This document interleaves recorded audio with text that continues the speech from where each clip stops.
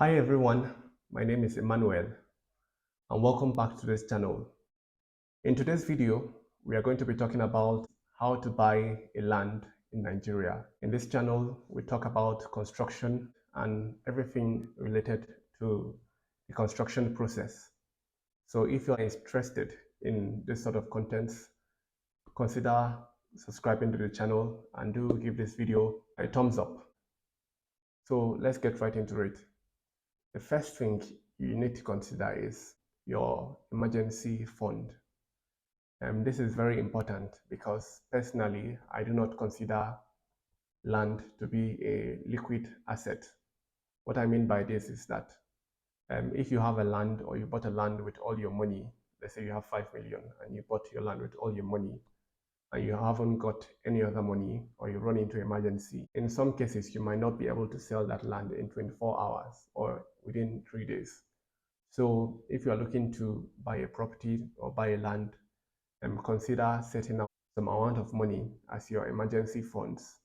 And this way, if you have emergency health issues or you run into a problem or you have any need for the money, you lose your job or anything like that, you can be able to stay afloat rather than selling the investment for half the price you bought it. So next thing is you should consider the location of the land you want to buy. And this is very important because people buy land for different purposes.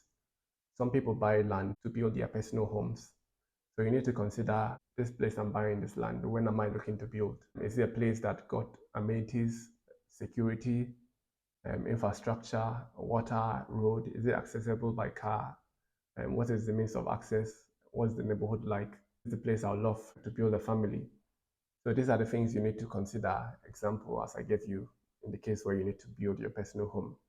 So you should consider this when buying. Also, you might be building or buying the land for commercial purposes, maybe as a form of land banking. You need to consider in the next 5, 10 years, is this place going to be much more habitable and commercialized? You need to think about this. So that will determine the type of land you want to buy and the area where you want to buy the land. If you want to build in future, maybe a commercial building, you need to consider, is this a commercial area? Is it in close proximity to the road? Because normally offices tend to be like in urban areas or in town, basically, where I would term the city centers. So you need to consider this.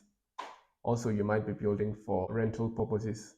You need to consider the state where you are buying the land. There are places where they pay much higher for rentals.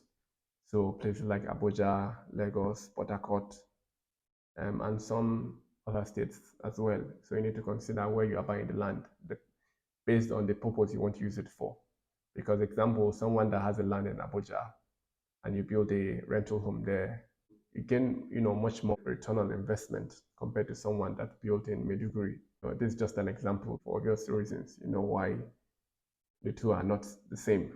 So this is the second thing you need to do, location. It is one of the most important things you need to consider when buying a land, because you could buy a land that you want to build your personal home, and in the next 5 years, the place is not yet developed. So you need to consider this very importantly. The third step is to have a budget. And this is very important. Just as I mentioned in the first point, that having an emergency fund should be like a prerequisite. So also having a budget, you should have a budget for the land. You should know what budget have you got set in place. Obviously, this would determine where you want to buy the land and the purpose you want to buy the land for. Example, if you are buying the land for land banking purposes, which is more like to buy the land and leave it to lie for a couple of years, and then in future when the area is developed, you resell it. This is called land banking. So obviously for land banking, you might need to go for a lower end land with the aim of getting return on investment over some period of time. So it depends on the area you are buying the land and your personal circumstances.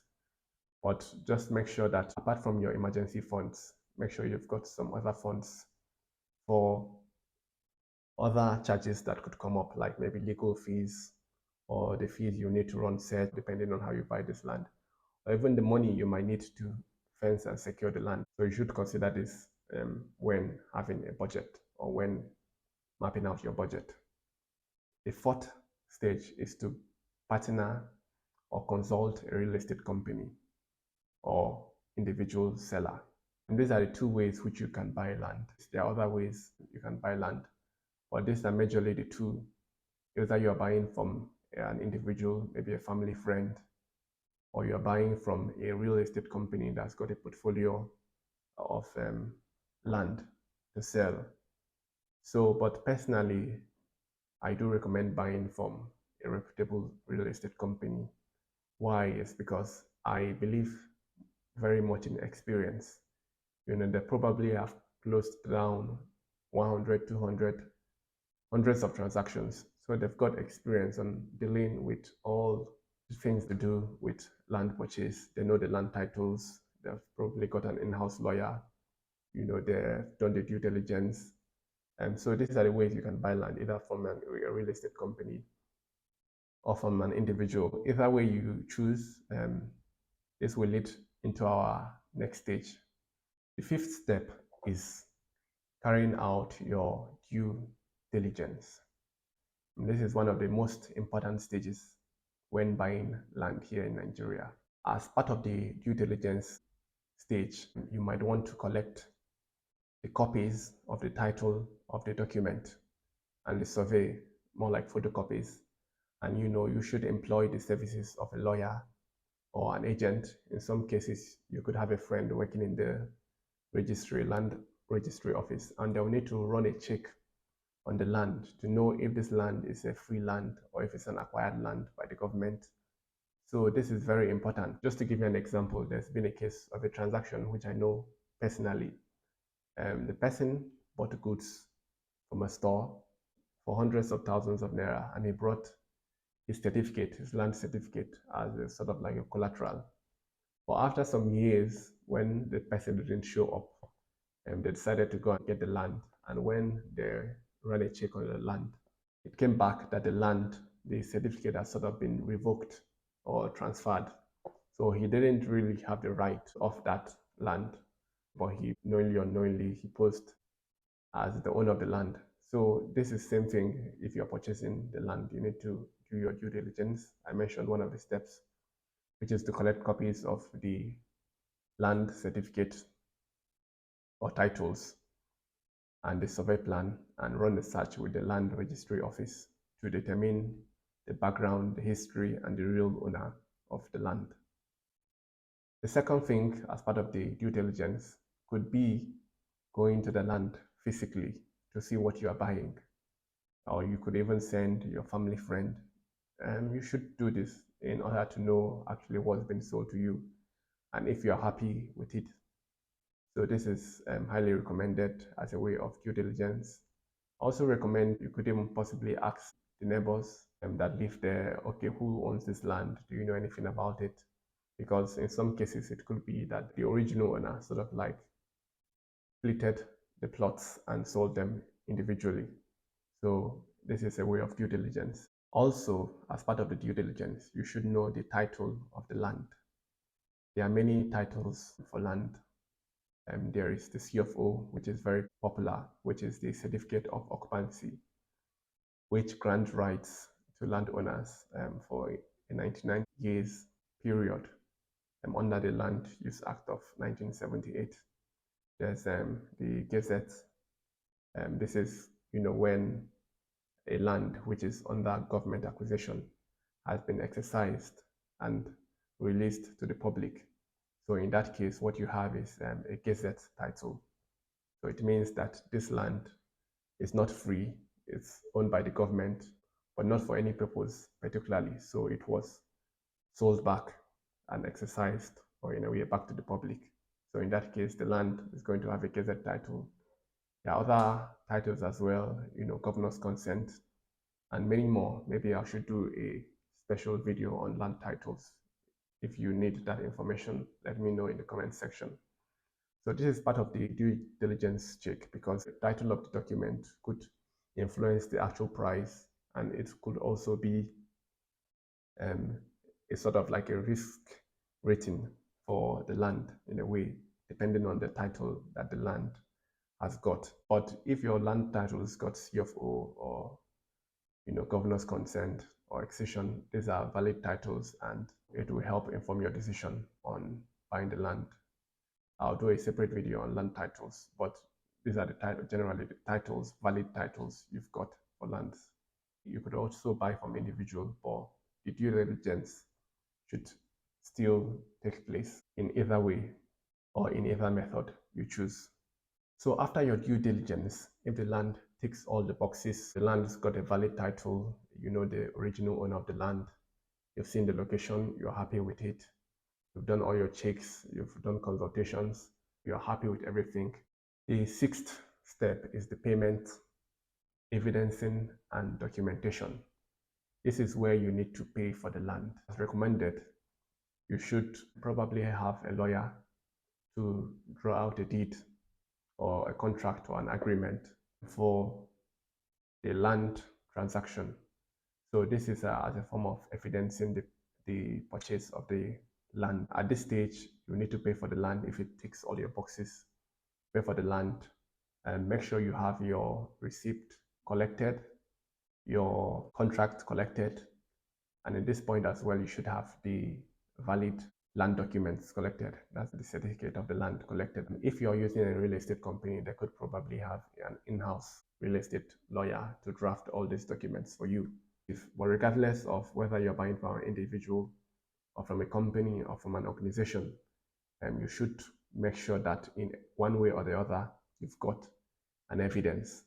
Apart from the original certificate, you should have a receipt of transaction evidenced physically. And obviously, as I mentioned, you need to secure the original title of the document because it's very important that that is as well a form of like evidence of ownership that you've bought the land. So don't leave it lying.